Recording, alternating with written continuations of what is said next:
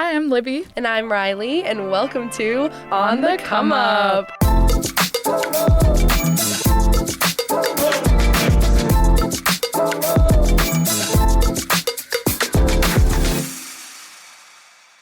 As young professionals ourselves, we're constantly striving to connect and uplift young people in the Toledo community. Our podcast is featuring young entrepreneurs and professionals in the area from all different industries and walks of life who are making an impact in Toledo. We're excited to have our guests discuss their background, their education, and training, and give any advice for other young professionals like us. We're also going to take a look at varying pop culture trends among Gen Zers like ourselves and discuss or debunk them, maybe even a little Roman Empire.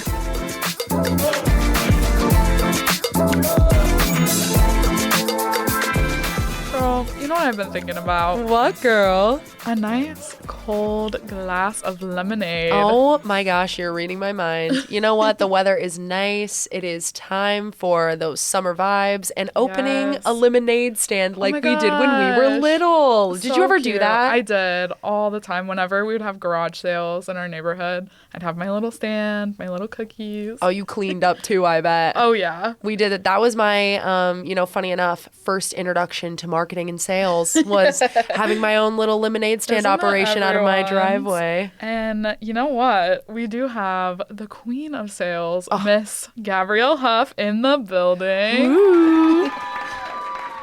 I'm so excited you're here today, Gabby. Yeah, thanks for talking to us, Gab. Hi, I'm more excited to be here. Tell us a little bit about your background, where you grew up, give us the rundown.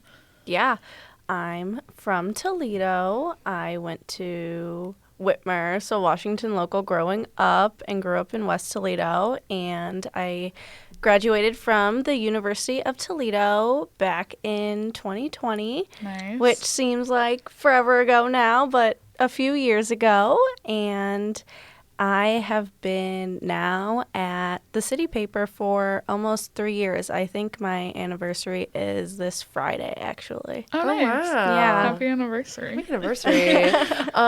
Was it interesting for you graduating in a COVID year? What was that like? It was super weird because I was in the media broadcast program at UT doing UT 10 News, and that is kind of like your capstone thing that you do at the end of your program. And so we were really kicking it off while COVID was starting and then happening. So we were totally creating a weekly broadcast together over Zoom and not around people. And I had to do a million different Zoom interviews every week and not be able to get in front of people, and getting B-roll was so hard and you couldn't be close to people and all of that. So it was definitely really difficult. It was probably honestly not a bad thing to be in that position at that point, because you really had to use your skills and creativity and probably work a little bit harder than I would have had to being just a normal time.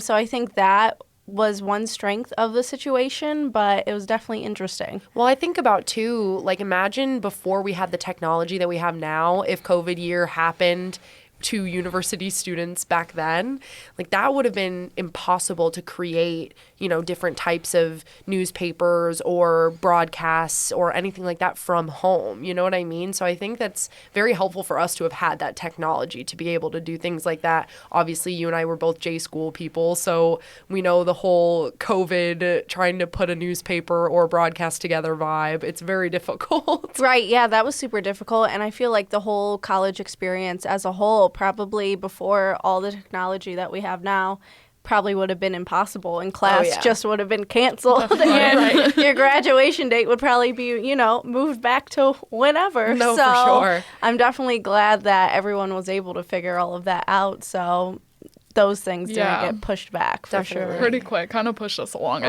feel. Like. Yeah, no, definitely. Yeah. Well, and I'm interested too, Gab, because you kind of changed the trajectory of your career a little bit with this job at City Paper. So at the City Paper, you are one of our sales representatives and account managers. And so talk a little bit about how you went from the journalism space with like broadcast media and different things like that to transitioning then into sales. Right, yeah. I think it kind of, like what I do now at City Paper meshes together a lot of the things that I've done and that I'm good at too. All through college, I sold fine jewelry at a couple different jewelry stores.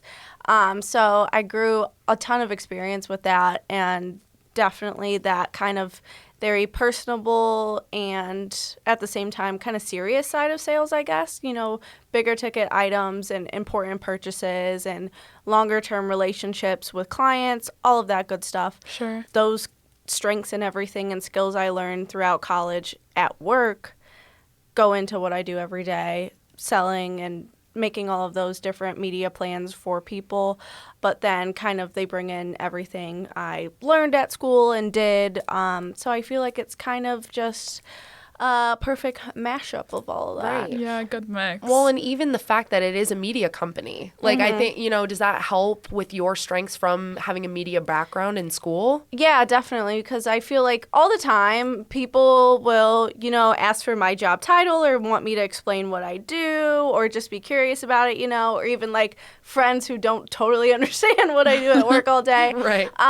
And when I start describing what I do, I never like think to just say I'm a salesperson right away or sales. I think a lot more of my day-to-day goes into the marketing and creative kind of side of my brain and everything like that, coming up with creative ideas and things like that and helping with those marketing plans, trying to come up with different things for different companies and everything like that.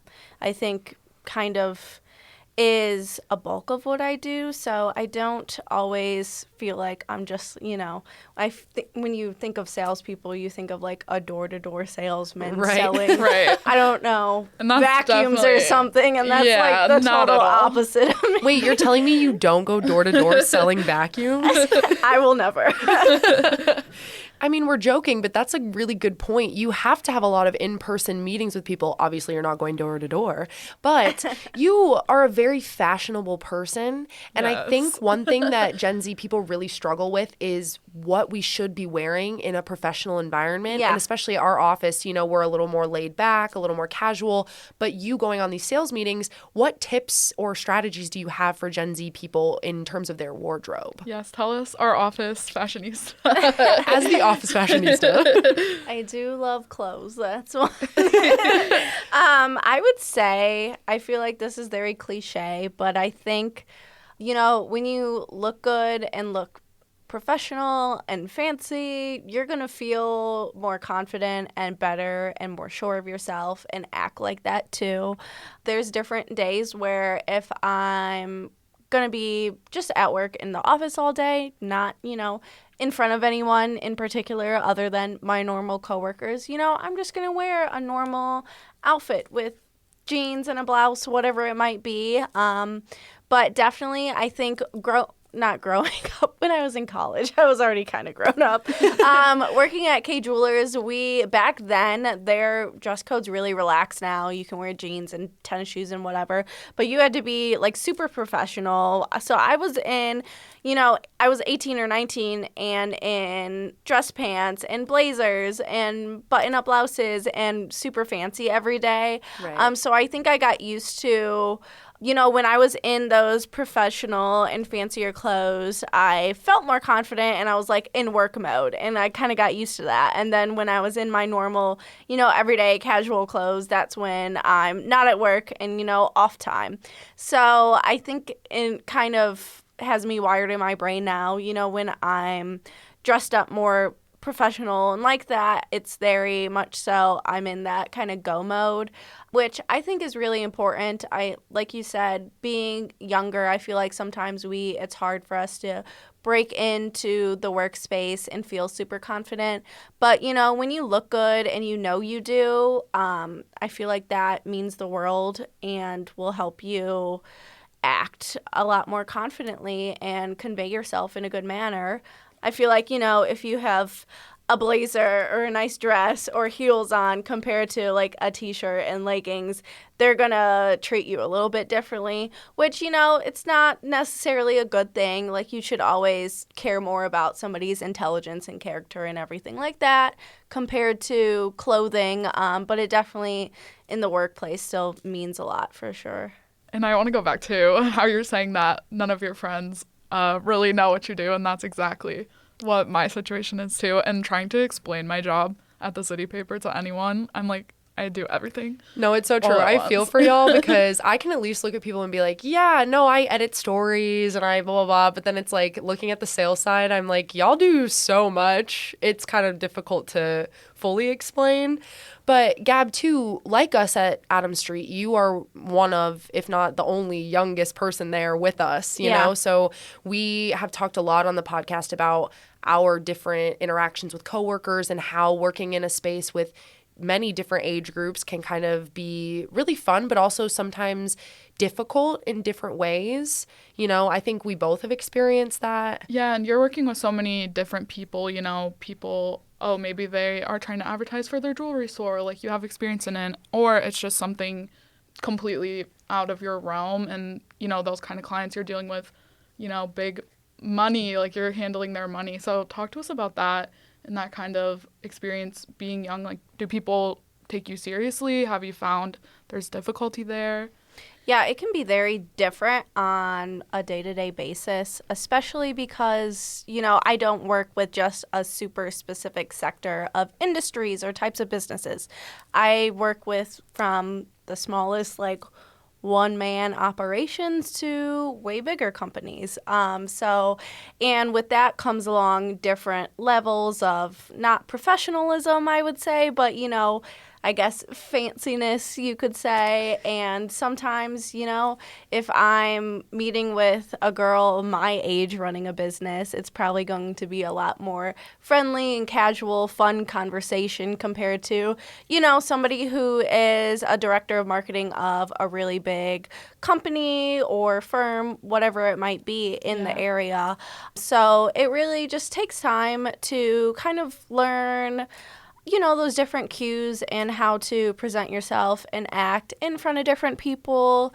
And, always when you have those initial conversations with different people, kind of be more reserved and feel things out and figure out, how you can joke around and how personable you can be and everything like that. Because, like some people I work with, now it's like they're more so friends to me than clients or colleagues of sorts, and I can kind of just come to them as a friend and talk to them. And then other people's, the conversations are always super professional. So it definitely can change up a lot on a day-to-day basis depending on who I'm talking to.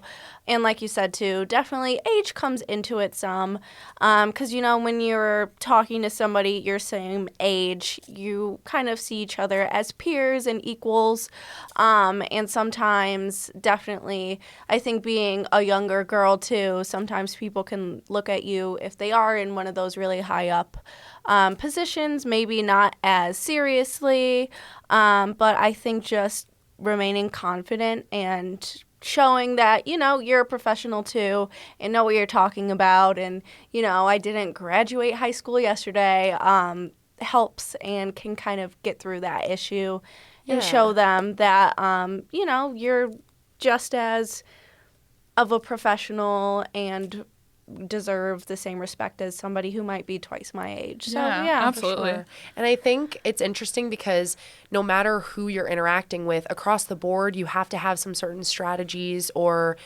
be a certain level of personable with these people, right? So do you have any particular strategies that you go to when you're dealing with different clients? I don't think there's not any super specific ones that I lay out piece by piece. For sure. I definitely always try to approach everyone just the same and be really at the same time as friendly as professional on both of those levels and treat everyone equally. I know sometimes you look at smaller businesses and think, oh, they might not want to do this. They're not going to want to talk to me about this. And same thing for larger companies.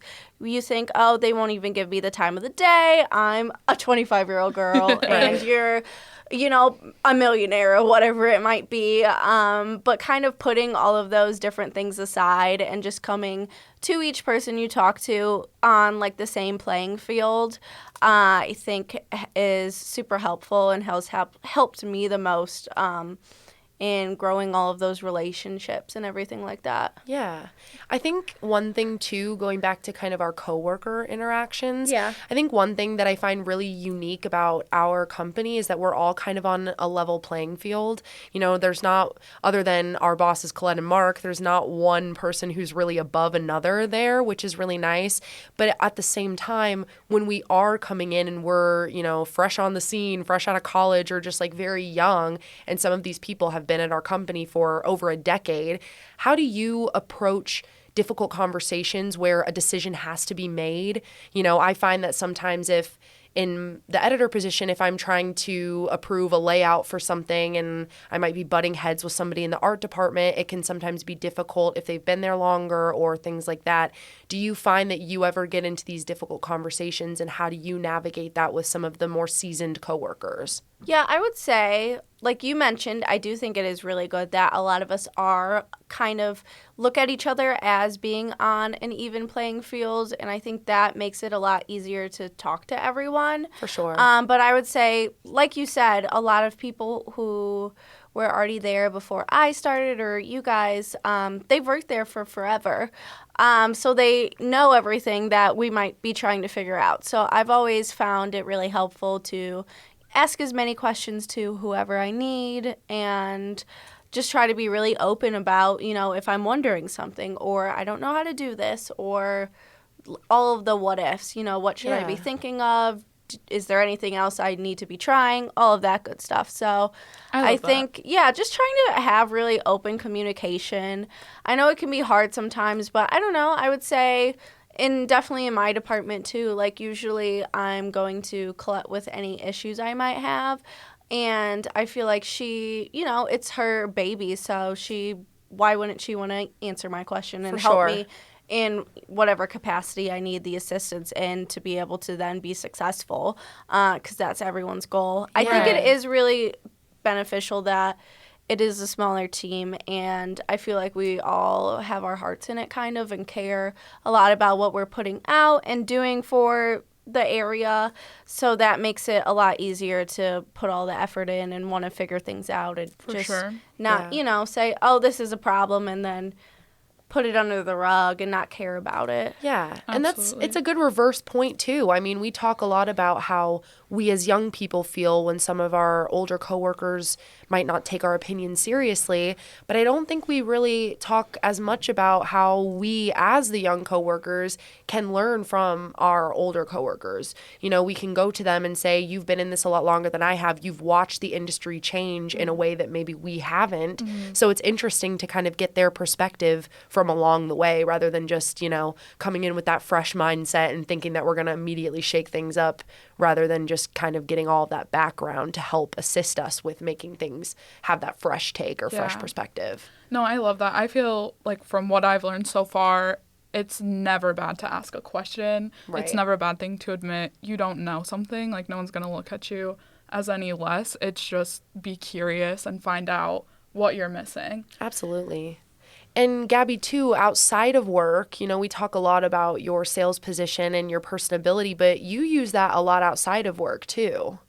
I try to be, involved in different things as much as possible. I recently joined the board of AF Toledo, the ad club, as they call it, the American Advertising Federation. I've had a ton of fun with that. I found in my time at the paper, helping out with different things we've done, I love event planning and helping to put together different things. So I've kind of taken that on with the ad club and have been helping plan some of our upcoming things that we have going on. But that side of things I've loved networking with different people all over the area and getting just a better pulse for what's going on and what there is in Toledo, because there's so many different, really cool marketing and advertising agencies that do global and national stuff that's so cool that is, down the street from our office in Toledo, and we've never heard of them, or such cool different companies. So I think just with, like you said, my sales experience and everything like that, it makes it really easy for me to just, talk to whoever and strike up a conversation and not be shy to, find out this or ask this question. So I think that's always really helpful with getting involved with different things. It makes it definitely easier to just put yourself out there. Definitely. I'm curious too, since I also work in the sales department, and with you working in marketing, do you feel like you pay more attention to like other companies like marketing, or if you're watching like the TV, like do you think that you pay hyper attention? Because I feel like that's something I've picked up. Yeah, definitely. I would say I feel like I don't watch cable TV and stuff a lot to where I see TV commercials often, but like on social media and different digital ads I get all of the time, I'm always paying attention to those because, of course, my brain's always coming up with different ideas for people, but also like I love seeing typos. I will point out any typo and anything so true. Anywhere. So I love when I see like funny little things like that, or this doesn't make sense, or that. I don't know what it's the villain in me, but I love catching mistakes. No, real. I always see my least favorite type of promotion right now that drives me crazy is I always see videos on TikTok where it'll say like paid promotion or whatever, and then it's somebody on like a stair stepper or like somebody doing something, but they keep popping up in my For You page, and I'm like, leave me alone. This is great marketing, but leave me be. Yeah, I found TikTok really interesting in like the last year since the shops come out, and now there's all like the different ads for stuff you can buy, and that side of things is really interesting to me because I feel like there hasn't been like a social media and store combined that's so popular before. For sure. And it's just insane, like when you buy stuff on it, they'll send you messages to like make the videos to review the stuff you purchased, and if you don't, then they'll stop sending you coupons. And I was thinking about that. I was like, I feel like that could be a really bad cycle for somebody who, right? Like, I don't know, has a shopping problem or wants attention. I don't know. Not a shopping I feel like problem. it could go really bad. So that, like how different social medias are always popping up and changing things, I think is really interesting too. For sure. TikTok especially, you scroll, it's like every single thing is like eligible for commission. Right. And it's like essentially everyone is their own sales rep for anything you're buying, which is crazy. I know. I keep thinking about how I need to do that, but I haven't brought myself to make a TikTok. Well, I mean, you guys, but even on that, it's like you are kind of your own sales rep for yourself and your own personal brand. And especially like with all the tools we have now in our Gen Z capacity, we can be using our digital footprint to create a whole brand for ourselves. That's why we have so many influencers who are around our age or people who have made an entire brand based on their own name, which I think is interesting, especially from your perspective in sales. You are actively trying to sell a product for our company, but at the same time, you are in the Gen Z space where you might be posting on social media or like curating your Instagram or like doing something, you know what I mean? So do you find that you try to create your own personal brand in different ways and almost kind of sell yourself to other people and market yourself in a way that people would be more appealed to work with you or different things like that? Right, to some extent, for sure. I would say since probably like the last couple years, I'm not super active on socials with posting on my own accounts. I post a couple pictures here and there on Instagram every year, but normally that's it. I haven't paid a lot of attention or put a lot of energy into posting on my own accounts. But I've definitely thought of that lately as something I need to put a lot more energy into, marketing myself as, a person in the industry in the area who has those marketing skills and can help businesses. And definitely I've try to put more time into LinkedIn and being active on that because I think that can definitely be a really good resource and platform for kind of the professional side of things. But I definitely think it's more important every day to kind of do that because, you know, everyone you work with, you know, as soon as they find out your name, they're going to look you up on social media. Right. I look up everyone I meet and talk to and this and that, and I want to see pictures of their dogs and whatever. So I know it's like people are always looking you up, so why not put yourself out there in a good light and a positive way that will probably help your work than not at all. So yeah, absolutely. Man, I'll tell you what, I had to delete so many embarrassing dance videos to save my digital footprint. I was like, please do not look me up and see my old like middle school content. Yeah. Right. Like I'll get I don't remember what they're called, but like the memories on Facebook. Oh, All the time. Yeah. And it's like what I was saying in middle school, and every day I feel like I have to delete them because I'm like, oh my God, true. I sound like an idiot. Right. I mean, let me tell you, young kids and social media, dangerous combo. I know. But And it's crazy because it's like when we were growing up, it was just totally like unhinged. You could say whatever. Real. Nobody was really like, your parents really weren't watching it that much. I feel like we all could just do whatever. And now it's a tool. states are and people making are... it so you can't have social under 14 or 15 or whatever, right. which is probably a good thing. Yeah. But I'm like, yeah, I was doing whatever at the age of 12, Honestly. saying whatever I wanted to say. I want to ask you, too, as a fellow born and raised Toledoan, Yeah. I'm curious how you feel about Toledo's renaissance. You know, being born and raised here, you, like me, have seen Toledo grow from a place where pretty much everybody was kind of excited to skedaddle and not really, you know, grow up, go to college, get out, not come back.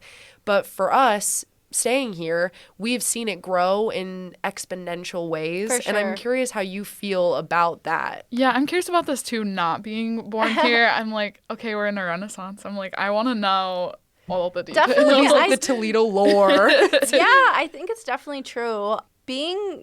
Having grown up here, I feel like my parents were always really good about taking me to, you know, all of the cool things for kids and getting out there and like different restaurants and all of that. So I feel like growing up, I wasn't like in the house all the time. I still saw all of the cool things that were happening in Toledo, and you know, I would go downtown to the art museum and COSI before it was Imagination Station and the zoo and all of that. So I was still able to experience the cool things that were, you know, in Toledo and available in, say, I don't know, the early 2000s, which it was still, you know, it was definitely a lot less than there is to do now. But there were still such great things. But definitely since the last few years, like I would say the food industry, there's so many cool restaurants that weren't here when we were growing up. I know everyone always says Toledo has so many restaurants per capita, and we have like the best foodie culture and whatever else, however you want to word it. But I think with that and just downtown, I lived downtown for a couple of years, and from even the time I moved in to when I left, it got so much more popular and different things were opening and different types of businesses, not just bars and restaurants, but retail and cool different locally owned businesses. And I feel like it's just continuing to grow. So like 5-10 years, I'd love to see where everything's at then. For sure. I love that. I want to know, tell us what advice you have for other young professionals and other, you know, maybe they're sales reps or maybe they're in the media space. Yeah, definitely. I would say just having confidence to like the highest extent that you can is always most important. And definitely to educating yourself on everything you might need to know. I think those two different things have been what's helped me grow the most. I would say, you know, 3 years ago when I started the job that I do now, I could have known all of the same things, but I think I'm a totally different employee, professional person, however you want to call it now, just because I'm so much more confident and sure of myself and what I do. So I think that's always the most important thing. You know, everyone says fake it until you make it, but I find myself thinking about that all of the time because sometimes you know, pick up the phone to call someone and you might be really nervous. But if that nervousness comes across on the phone call, they're not going to want to talk to you. But if you sound sure of yourself and what you're talking to them about and confident, then it's going to go so much better. And on the other side of what I said, I think that educational part, I always want to know 100% of what I'm trying to do or what I'm talking about, or, you know, for instance, in work, what I'm trying to sell, because I think that allows you to be as confident as possible. That's great advice, dude. I love that. And now we're to our favorite part. Best part. Are you so excited, Gabby? It is the Roman Empire. I don't know. I'm nervous, and I don't even know what mine is. Okay, so, well then let's make it easy for you. Libby, why don't you kick it off today? Okay, so my Roman Empire today, and I'm not sure if you can relate, Gab, mine is that I did not watch SpongeBob growing up. My parents didn't really love it, and we also didn't have that channel, and I feel like everyone can pick it out. Like, you meet someone, especially our age, and they're like, oh, you didn't watch SpongeBob growing up. It's like, how weird. do you know? It's like a sign. You can just kind of tell. Yeah. But yeah, I mean, I get it. My parents were kind of that way. They thought it made me dumber to watch SpongeBob. But I did it anyway because they were just like, you know, watch whatever as long as you're, you know, still doing your homework and yeah, I can't relate. reading your I books. love SpongeBob. So true. And I feel like that is funny because I feel like it's a very cultural thing. Like, you can pick out SpongeBob references all the time from people our age, and like, I think of them all the time too, Right. and Oh, for say little sure. things from SpongeBob. So, And it got to the point that my dad, he was working with a lot of like younger coworkers, and he actually came to me with a formal apology that I didn't have SpongeBob because he's like, it's all they talk about. Oh, I'm sorry Sean. that you missed out. that's hilarious. He's the man. Shout out Sean. All right, Gabs, you're up. Let's hear it. Right now, my Roman Empire is, first of all, whatever's happening to Kate Middleton, because I'm so wrapped into all of the So conspiracy true. theories. Is she alive? Is she not? No, she has cancer. They're saying that video is fake, though. Do we believe it or Oh not? my It's supposed goodness. to be Oh my goodness. AI. I don't know. Not the But AI also- Kate Middleton. Right? But also, day to day is grilled cheeses. I've found a new obsession with them, and I have to eat one like almost every day. Okay, that's so real of you. I feel The like duality of topics. people go through a grilled cheese phase, I feel. You know, you either love a grilled cheese or you hate a grilled cheese. It's the best food ever, and I just got a Hello Kitty grilled cheese maker, Oh. so it stamps around there. As you Even should. better. How could it get any better? And I bet you got that off TikTok shop, didn't you? No, I didn't. A shocking twist. Okay, well, Yeah, what's yours? I'm going to keep mine short, sweet, to the point because I could talk about it forever. But I recently went to Seattle. And as anyone who knows me knows, I have been obsessed with Twilight my whole life. Have a giant Twilight poster in my room as we speak, which is embarrassing, and I will not be taking questions at this time. But I went to Seattle, and I drove from Seattle, the city, 3 hours and 40 minutes to get to Forks, Washington, to see all of the Twilight scenes. I saw Bella's house, I saw the Cullen house, I saw the hospital, I saw the police station, I saw it all, and it was the best thing ever. And I got a cringy Jacob Black t-shirt. That is not me claiming Team Jacob, by the way. No one cancel me. But I got a cringy t-shirt. I got some cute shorts. I got to see all these like original costumes and these tourist destinations. And let me tell you, their literal chamber of commerce in Forks is filled top to bottom with Twilight merch Really? and signed posters and wow. cardboard cutouts of the characters. And it was so zany, and I had so much fun. I love and that. I did get to go with one of our previous guests, Miss Katie Hoffman. So shout out. amazing. Me and Katie got the ultimate Twilight experience. So and it were was there lovely. a lot of like other people being tourists there Oh, at the yeah. same time? Oh, yeah. And actually, what's crazy is it grew through COVID. Not Really? shrunk, it grew. Oh my God. People had nothing else to do, so they just drove around Forks to see all the Twilight stuff. And It I was guess crazy. I bet a lot of people like read Twilight for the first time too Oh, and yeah. watched the movies. So Well, and the last thing I'll say on this, the lady who worked at the Chamber of Commerce was like definitely around 70 years old. Yeah. And she was like, I went to all the red carpet premieres in LA. I met all the actors. I met Stephanie Meyer, like all this. She's going on and on and Oh on. my She's God. like, I camped out with all the fans for the books. I'm like, girl, you deserve to work here for real. Like, good for you. She really like made that town. That's crazy. She really did. Good But- for her. They need to put a statue of her. Literally. But you know My what? new Roman Empire. From SpongeBob to Twilight to grilled cheese, this has been so fun. So thank you so much, Gabby, for talking to Yeah, us. thank you for Gabby. having me.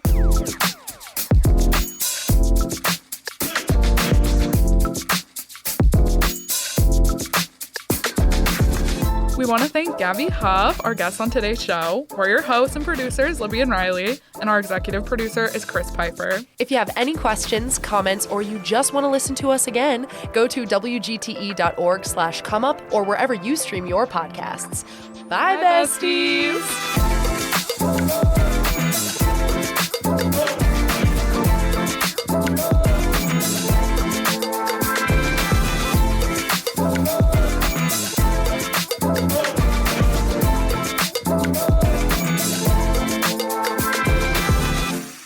WGTE.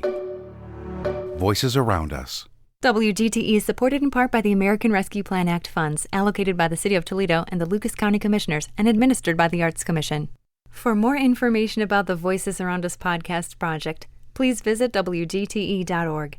You may also listen to all Voices Around Us podcasts at WGTE.org/VAU, the WGTE app, or wherever you get your podcasts online.